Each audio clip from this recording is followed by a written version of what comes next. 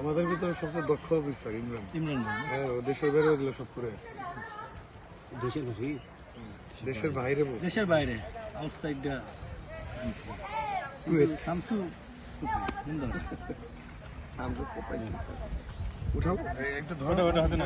Double টিপ দিয়ে দিন না। না বসে বসে যাবো ভাই এখানে আপনি ওইখানে হ্যাঁ আগে বাইরে নিয়ে তাহলে ওখানে চলে যাবে। চলে গেছে এবার ওইদিকে নেন ভাইয়া, এদিকে কাছে বড় করে। আমি যখন চাপ দিতে বলবো তো না, আগে না আগে না। ওকে পায় পায় হিস্টোরিক্যাল মোমেন্ট করা চমৎকার ব্লাস্ট হয়েছে না? চমৎকার।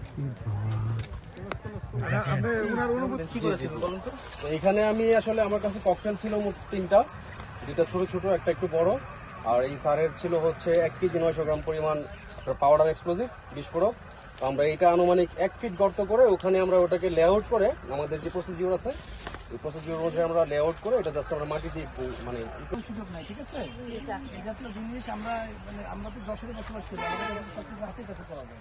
এগুলো খুব বড় এক্সপ্লোসিভ, মানুষ মারা বুঝে যায়। এটা বুঝছো কত বড় করে বিস্ফোরণ হয়েছে? এখন আপনারা যেটা দেখলেন সেটা হচ্ছে জব্দকৃত মালামাল আমরা যা পেয়েছিলাম এগুলো সবকিছু আমরা ধ্বংস করেছি আমাদের র্যাবের পক্ষ থেকে। স্পেশালি এসআই অলক এবং এসআই কামরুজ্জামান আমাদের র্যাবের পক্ষ থেকে ওনাদেরকে স্পেশালি ধন্যবাদ আমাদেরকে অনেক সাপোর্ট দেওয়ার জন্য।